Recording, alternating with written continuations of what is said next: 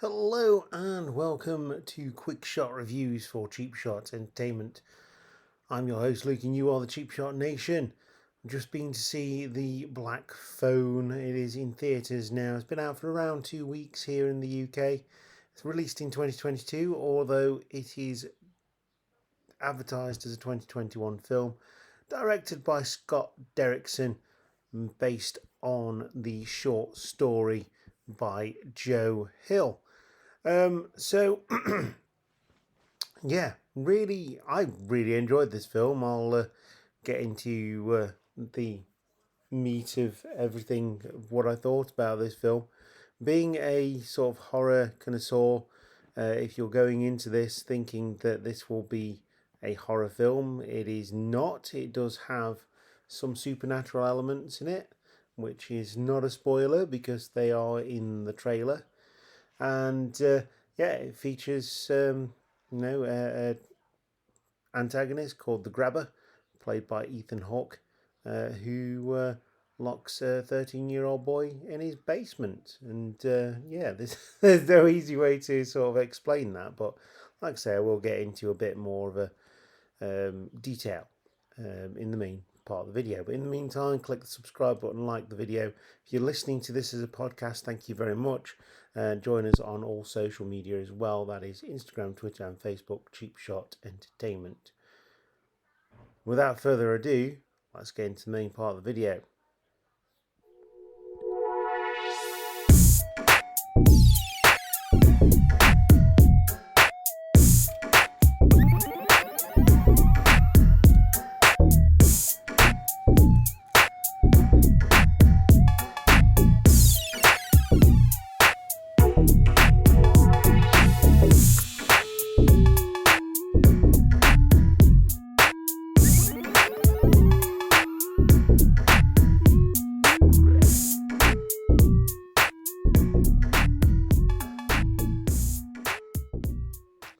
So, The Black Phone is exactly what it says on the tin. It is about a black phone. The main antagonist, like I said, played by Ethan Hawke, also known as the Grabber, is going round grabbing kids, mainly teenage boys. So take from that what you will, but there is that sort of childlike element to the main antagonist, the Grabber, so to speak. And what really got me about this is it introduces a mask with changeable faces, and depending on what mood the Grabber was in, he could take the mouthpiece off. Never took the. It does take the top bit off. So you can take the headpiece off, depending on what mood the Grabber is in at the time. You can change it for a smile, a frown. You can change it for one with no mouth whatsoever, which is just insane. Really cool mask design, designed by Tom Savini of very much fame around masks and things like that. So that's really cool that they managed to get him to get on board with this. Again, stars Ethan Hawke, Mason Thames plays Finney, and Madeline McGraw plays his sister Gwen. That's pretty much your lot, really. Most of the cast then are sort of side characters. There isn't very many that stand out because they're not in the film very long, but do appear sporadically as we go along. So yeah, the basic plot: after being abducted by a child killer, of course, yeah, and locked in a soundproof basement so he can't scream for help, a 13-year-old boy called Finney starts receiving calls on a disconnected phone from the killer's previous victims. So yeah, there is no mention of, I'm just going to say it, no mention of sexual context here. He's just abducting children and killing them. And the visuals in this film are absolutely stunning. The long shots, the quickened up shots, slowed down shots, the use of camera flicker and all that kind of stuff is phenomenal. The sound is great, and it had me hooked from start to finish. The child actors really stand out here, and Ethan Hawke's just proving to be just a great actor. He doesn't get very many parts, but when he does get a part, he plays it really, really well. It does help that the director did direct the Sinister series. Obviously, Ethan Hawke made his big comeback pretty much with that film. Again, another film that I absolutely adore. Um, so, yeah, it's great. Like I say, it's based on the short story "The Black Phone" by Joe Hill, son of Stephen King. The original antagonist, the grabber, is actually a clown, but they changed that in the screenplay because it was too close to Pennywise, obviously, for obvious reasons. Didn't want to make that assumption, didn't want to think people to think that it was trying to come off the back of the success of the newer It series. But yeah, this film is yeah, it's really, really good. If you're wondering whether you should go and see it the um,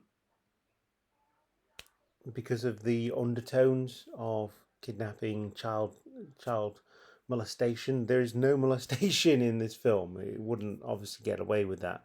It's set in the 70s, so you have to take it with a pinch of salt. Some of the stuff that does happen in the film, but generally a bone-chilling performance by Ethan Hawke in this one. And like I say, it is quite funny in places as well. It doesn't hold any punches. It explores quite a few different themes, and it can be disjointed with the way it does things.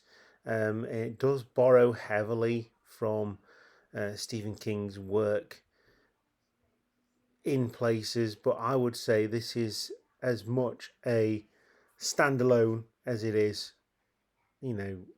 related to Stephen King's work.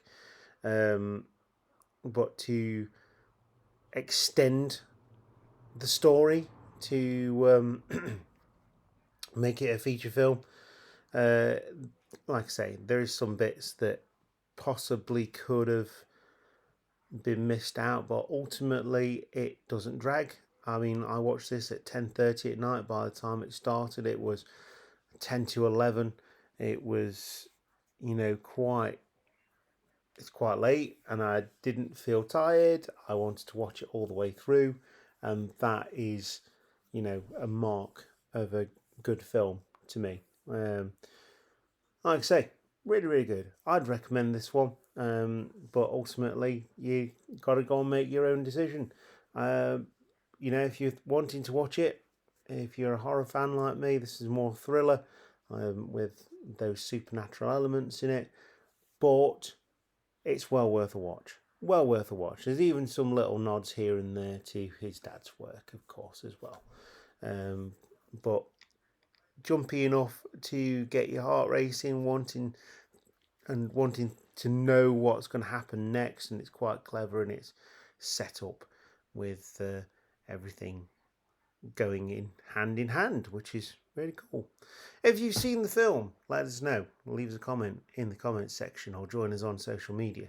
If you want to go and see the film, do. And if you do, let us know in the comments section or join us on social media, Instagram, Twitter and Facebook.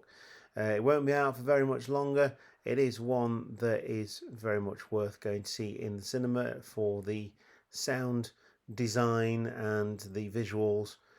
But yeah, ultimately I'll leave it up to you. I'm going to give this one a cheap shot rating of go see it, and I'll see you next time. We've got Where the Crawdads Sing next, coming up next week, so another sort of horror thriller type thing, with that one. So yeah, join us for that, and I'll see you next time. Cheap Shot Nation, goodbye.